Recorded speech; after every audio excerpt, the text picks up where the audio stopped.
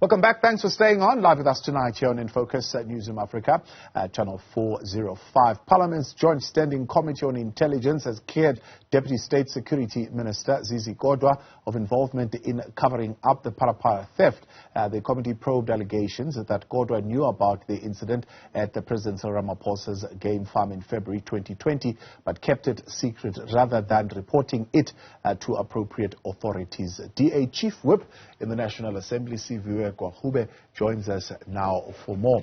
Siviwe, good evening, and thank you very much for your time and joining us tonight here on Focus.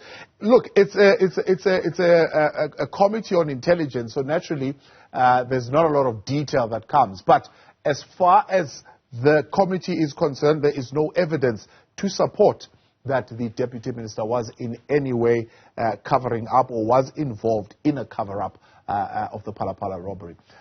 Why are you not satisfied with that? Look, I mean, the satisfaction is not necessarily with the committee and the work that the committee has done. Remember, Thabo, this was referred to them in the form of a letter, and they were asked to look into the veracity of the claims. And the reality is that the committee is not entirely empowered to look at matters where there is no evidence that is before them. This brings us then to the issue around the Speaker and her responsibility around this. The reality is that before the Speaker, about 2 months before the Speaker referred this matter to the Intelligence Committee, we wrote to her saying that we think that Parliament should institute and establish an ad hoc committee. Now, an ad hoc committee is different in that it's firstly an open committee, which the Joint Standing Committee of Intelligence is not. Number two, it would have the powers to subpoena witnesses, gather evidence that then the other committees in Parliament will be able to use to hold the relevant state institutions to account. But what the Speaker did, she denied us the ad hoc committee and simply referred parts of our request to the Standing Committee of Intelligence. Essentially, in our view, which is, we're viewing this in a very cynical way, the Speaker was kicking for touch. The reality is that there's no reason why Parliament should not institute an ad hoc committee to look into this matter, because an ad hoc committee will not just look into the complicity of the President, but also that of state institutions like the Deputy Minister, like SAPS, and the involvement of other institutions. And so we're not surprised, but we are deeply displeased with the Speaker's conduct here, because we long held 3 months ago that this matter needs to be looked into by an ad hoc committee, which would have the powers to get the evidence that it needs. So what you're saying is that the Joint Standing Committee on Intelligence will not be able to determine if funds of the Secret Service account were used unless there's an ad hoc committee that does that investigation? Look, the reality is that, Thabo, also we don't know what the Intelligence Committee looked into, because again, the work of this committee is behind closed doors. So we don't know what they considered, what documents they looked at, who they spoke to, and so we don't know now what the outcome of the investigation, if you would call it that, is based on. And that's why it was a bad call from the Speaker to refer this matter there. Speaker should have opted. It's such a strange thing for you to say we don't know. Yes, we don't know because we are not in that committee. But as the DA, you are represented in that committee, and I know your members are not at liberty to share that information publicly because it's privileged information.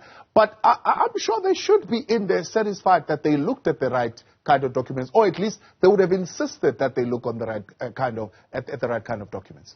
I am pretty sure that they did insist, Thabo, but they are bound by law not to even share the information that is discussed in the committee, even with their own caucuses. So even as the leader of the caucus, I can't demand the members of that committee what information they looked at, what it is that they considered. They are bound by law and by the oath that they took. This is why the matter should have never gone there in the first place.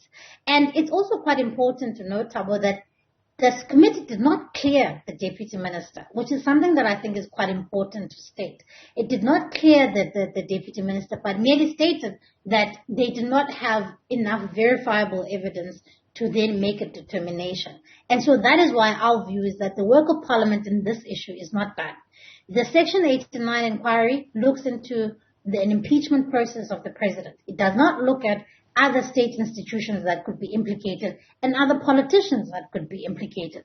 So Parliament can't abdicate its responsibilities. And I think that the Speaker has done this on purpose, understanding the limitations of what any other committee would face in the absence of concrete evidence. And so that's why we want to go back to her to say that the decision you made not to establish the ad hoc committee was an incorrect one and it needs to be rectified.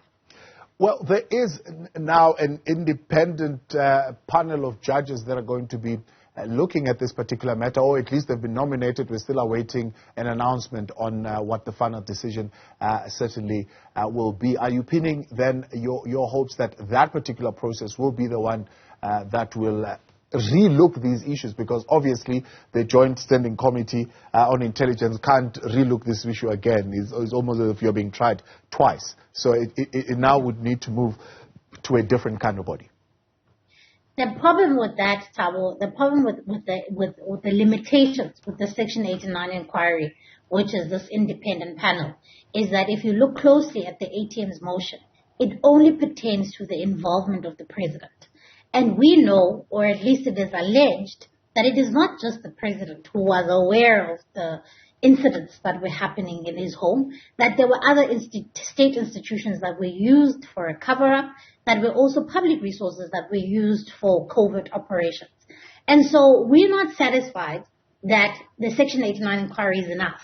We think that there should be the Section 89 inquiry which goes on with its work, but then there should be an ad hoc committee which will have a wider scope to look at the responses from the South African Reserve Bank, the responses from SARS, to look at the involvement of SAPS, the involvement of the Presidential Protection Unit, the involvement of the State Security Fund, the Deputy Minister, and the like. And so our view is that, yes, the Section 89 must go on, but it only looks at the complicity of the president insofar as he's able to hold office and whether or not he's broken his oath of office as the head of state. But there's a whole host of other people who are still not being looked at. And that's why we are still pursuing the issue of that ad hoc committee. Siviwe, much appreciated. Thank you so much for coming on tonight and bringing that clarity there for us. Chief Whip in the National Assembly of the Democratic Alliance, Siviwe Gwarube there, and why they are still insisting on the ad hoc committee.